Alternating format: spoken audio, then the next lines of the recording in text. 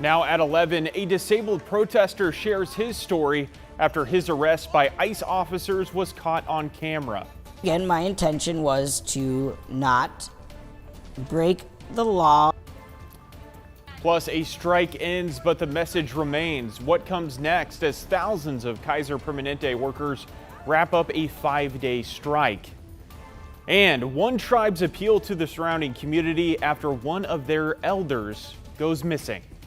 There could be other information out there that could give us a new lead.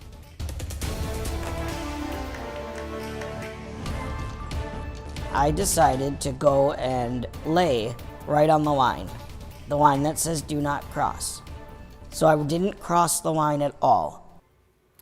Tonight, we're hearing from a blind man who says he was roughed up by federal agents while he peacefully protested outside of the ICE facility not once, but twice. Thanks so much for joining us here at 11. I'm John Adams. Both of those incidents were captured on video. Jake Holter brings us that story. Quinn Hobble tells us the recent ICE raids inspired him to protest down at the ICE facility, but says his acts of peaceful protest were met with overwhelming force. He is blind. He is blind. And you just dropped him. I'm only 4'6" and I can't see. What harm was I going to do to them? Tuesday night, Quinn Hobble was protesting down at the ICE facility when federal agents picked him up and dropped him on the ground. I decided that I was going to sit in the driveway as they came out. Like, just sit there, not do anything, just sit on the ground.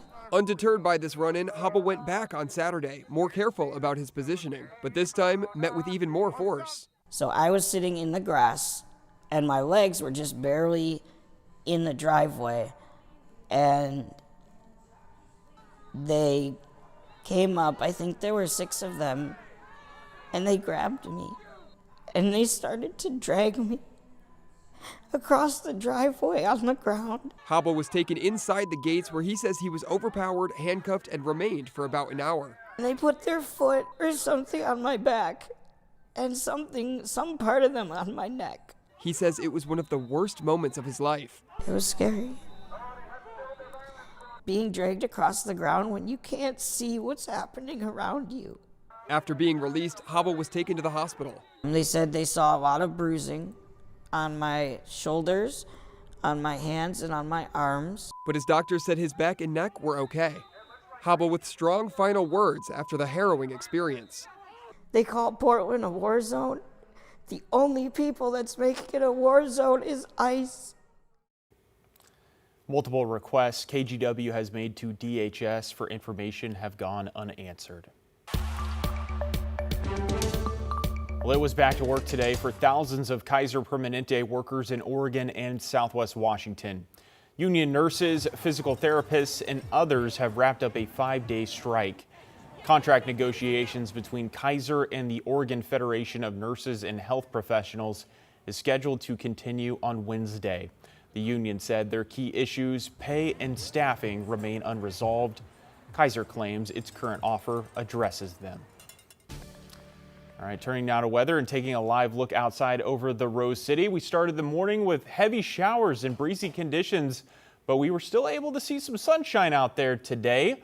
Meteorologist Joe Ranieri is here to let us know what the start of the work week is going to look like. And Joe, the one thing you can't miss out there are those gorgeous fall colors. Now, I know my favorite colors are those very bright yellows and oranges, and we're about a few days away, or maybe about a week or so, from seeing average peak color across the Pacific Northwest. It's going to be absolutely stunning here over the next couple of days and heading into next week as well. Typically, we start to see the average peak color right around this time of year. And if you're wondering, how do the leaves turn color? Well, with cooler weather, the tree's chlorophyll breaks down, leaving other chemicals that cause color changes.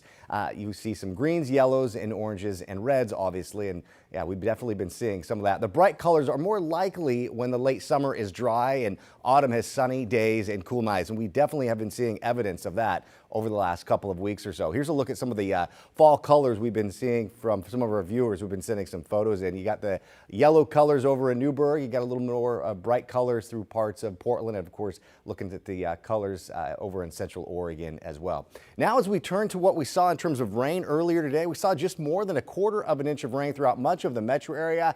Now we're going to be seeing some drier weather over the next few days and a lot of sunshine, John, and changes will be moving on shore late this week. I'll talk more about that and let you know why you should be enjoying the sunny and dry conditions we'll be seeing, at least to start off the week.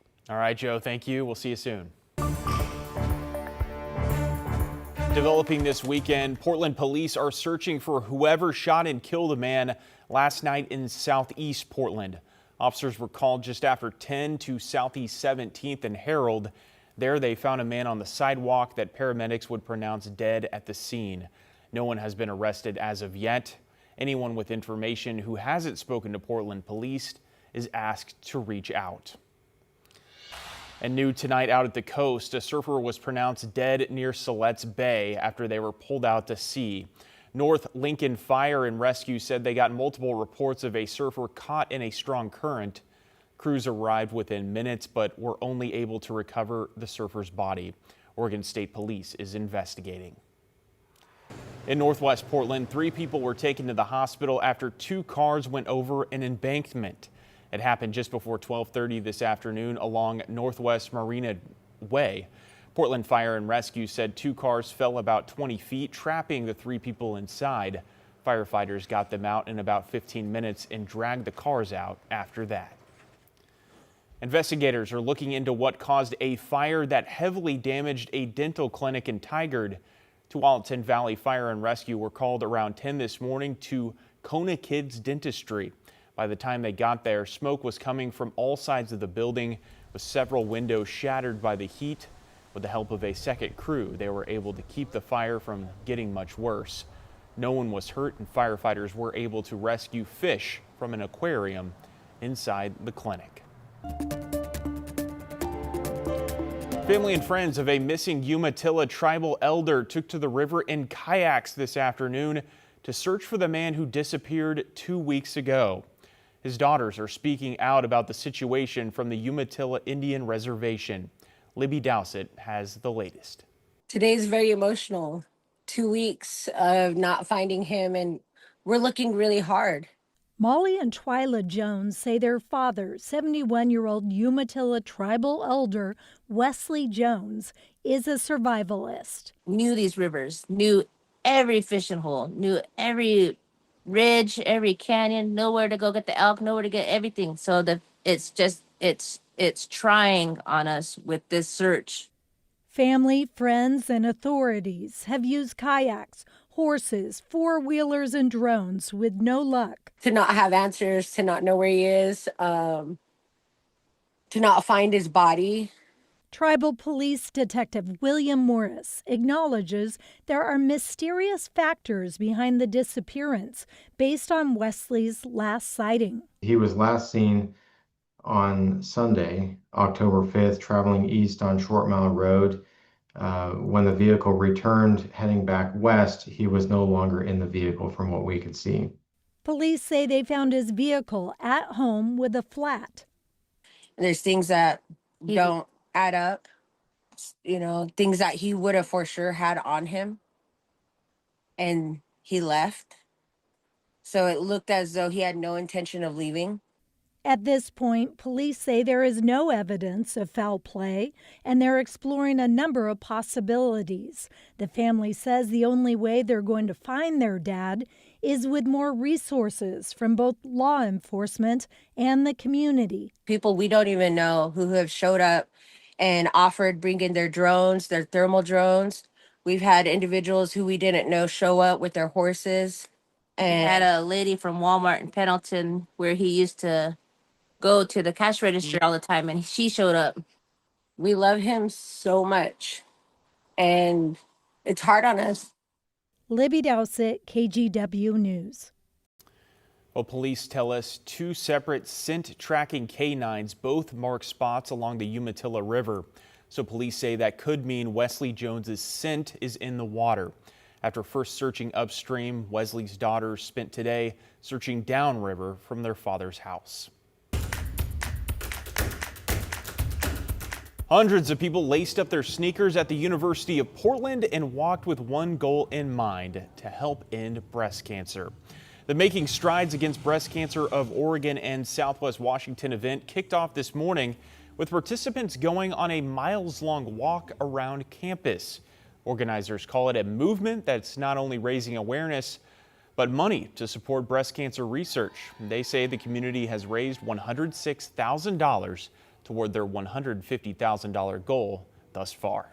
Locally, a lot of the funds that we raise, they go to support programs like our Road to Recovery program, which ensures patients get free access to rides to their life-saving treatment. And strength is in numbers. And when we all come together, it makes us not feel ashamed for what it is that we're going through, especially men, because there's not a lot of men out there that have breast cancer. So it just brings us all together. You can still donate to the fight against breast cancer locally. Just head to makingstrides.org/PortlandOR. Well, people in Northwest Portland will need to find a new place to sip on cider. After 10 years of serving up drinks, today was Cider Bite's last day open for business. In a statement, the owner said, like other small businesses, they struggled through the pandemic and did not see similar foot traffic return. That, alongside rising costs, led them to decide not to renew their lease. We're, part of the crowd in Portland that has unfortunately realized that we haven't had tourists come back to Portland. I think part of the national media just kind of made it sound like things are much worse here than they are. He also said this was his first brick and mortar business he's ever opened, and he's not ruling out an eventual return.